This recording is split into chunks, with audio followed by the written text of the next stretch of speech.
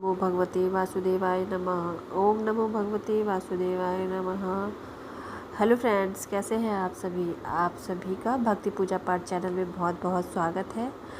Friends, हम लोग श्रीमद् भागवत गीता के 4 अध्याय पूर्ण कर चुके हैं। अब हम लोग 5वें अध्याय की ओर अग्रसर हो रहे हैं। तो आइए हम सभी श्रीमद् भागवत गीता के 5वें अध्याय को श्रवण करते हैं। आप लोग सभी प्रेम से बोले जय श्री हरि और कमेंट बॉक्स में जय श्री हरि अवश्य लिखें। अर्जुन बोले, हे कृष्ण, आप कर्मों के संन्यास की और फिर कर्मयोग की प्रशंसा करते हैं, इसलिए इन दोनों में से जो एक मेरे लिए भली भांति निश्चित कल्याणकारक साधन हो उसको कहिए। श्री भगवान बोले, कर्म संन्यास और कर्मयोग ये दोनों ही परम कल्याण करने वाले हैं, परंतु उन दोनों में भी कर्म संन्यास से कर्मयोग साधन में सुगम होने से श्रेष्ठ है। हे अर्जुन, जो पुरुष ना किसी से द्वेष करता है और ना किसी की आकांक्षा करता है, वह कर्मयोगी सदा सन्यासी ही समझने योग्य है, क्योंकि राग द्वेषादि द्वंद्वों से रहित पुरुष सुखपूर्वक संसार बंधन से मुक्त हो जाता है।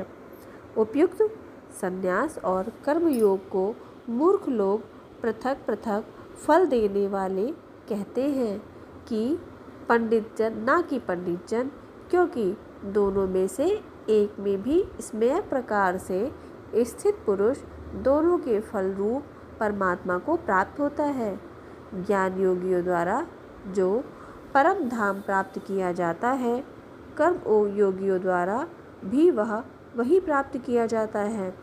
इसलिए जो पुरुष ज्ञान योग और कर्म योग को फल रूप में देखता है, वही यथार्थ देखता है। परंतु हे अर्जुन, कर्मयोग के बिना संन्यास अर्थात मन, इंद्रिय और शरीर द्वारा होने वाले संपूर्ण कर्मों में कर्तापन का त्याग प्राप्त होना कठिन है, और भगवत स्वरूप को मनन करने वाला कर्मयोगी परमात्मा को शीघ्र ही प्राप्त होता है। जिसका मन अपने वश में है, जो जितेंद्रिय एवं विशुद्ध अंतःकरण वाला है, और संपूर्ण प्राणियों का आत्मरूप परमात्मा ही जिसका आत्मा है, ऐसा कर्मयोगी कर्म करता हुआ भी लिप्त नहीं होता।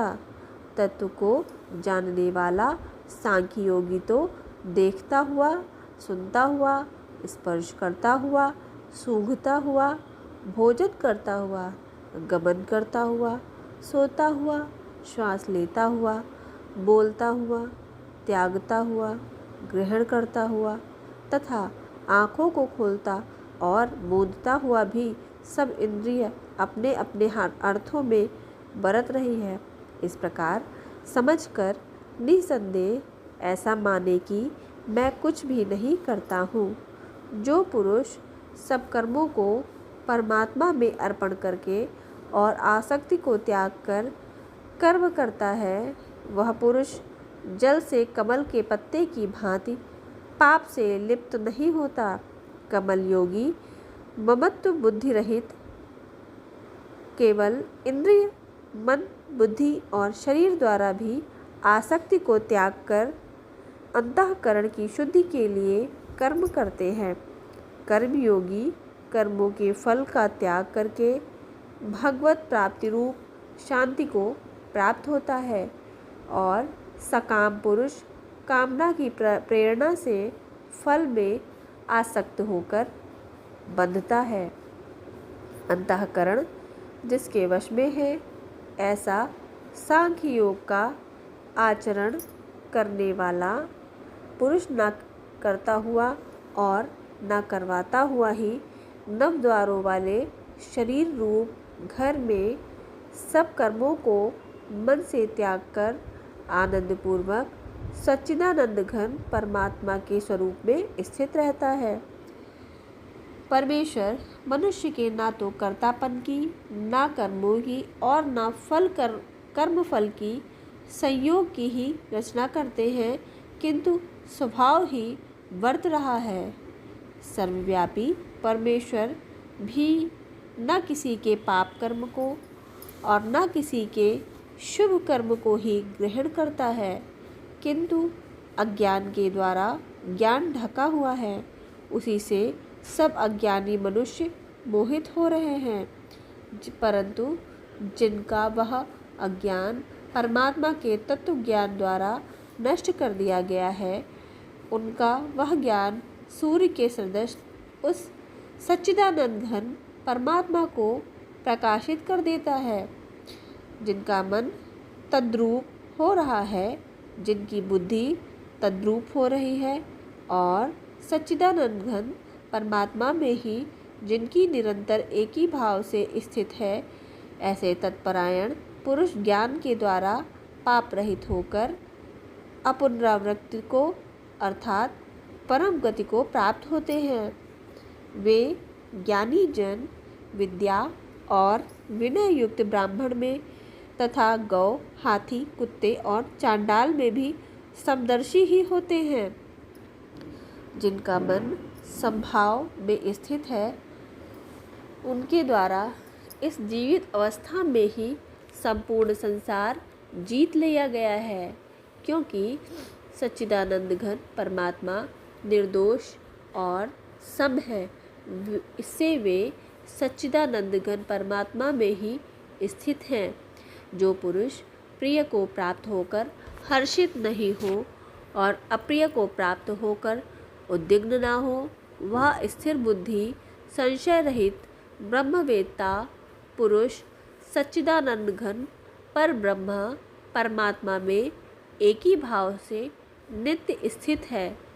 बाहर के विषयों में आसक्ति रहित अंतःकरण वाला साधक आत्मा में स्थित जो ध्यान जनित सात्विक आनंद है, उसको प्राप्त होता है।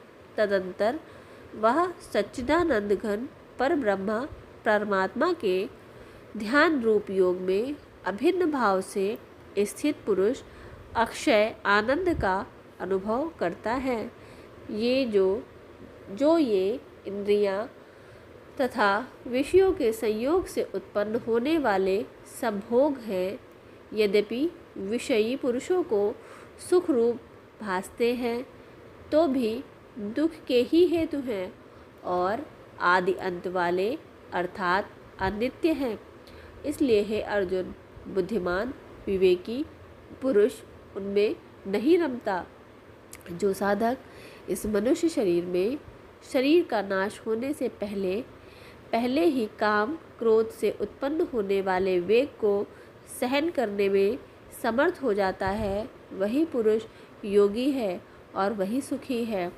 जो पुरुष अंतरात्मा में ही सुख वाला है, आत्मा में ही रमण करने वाला है तथा जो आत्मा में ही ज्ञान वाला है, वह सच्चिदानंद घन पर ब्रह्म परमात्मा के साथ एक ही भाव को प्राप्त सांख्य योगी शांत ब्रह्मा को प्राप्त होता है। जिनके सब पाप नष्ट हो गए हैं, जिनके सब संशय ज्ञान के द्वारा निवृत्त हो गए हैं, जो संपूर्ण प्राणियों के हित में रत है और जिनका जीता हुआ मन निश्चल भाव से परमात्मा में स्थित है, वे ब्रह्मवेत्ता पुरुष शांत ब्रह्म को प्राप्त होते हैं। काम क्रोध से रहित जीते हुए चित्त वाले पर ब्रह्म परमात्मा का साक्षात्कार किए हुए ज्ञानी पुरुषों के लिए सब ओर से शांत परब्रह्म परमात्मा ही परिपूर्ण है। बाहर के विषय भोगों को न चिंतन करता हुआ बाहर ही निकलकर और नेत्रों की दृष्टि को भ्रकुटी के बीच में स्थित करके और नासिका में विचरने वाले प्राण और अपान वायु को सम करके जिसकी इंद्रियां, मन और बुद्धि जीती हुई है, ऐसा जो मोक्ष परायण मुनि इच्छा, भय और क्रोध से रहित हो गया है, वह सदा मुक्त ही है। मेरा भक्त मुझको सब यज्ञ और तपों का भोगने वाला, संपूर्ण लोकों के ईश्वरों का भी ईश्वर तथा संपूर्ण भूत प्राणियों का सुहृद अर्थात स्वार्थ रहित, दयालु और प्रेमी ऐसा तत्व से जानकर शांति को प्राप्त होता है। इसी के साथ में पंचम अध्याय समाप्त होता है। सभी लोग प्रेम से बोले जय श्री हरि। कमेंट बॉक्स में जय श्री हरि अवश्य लिखें। धन्यवाद।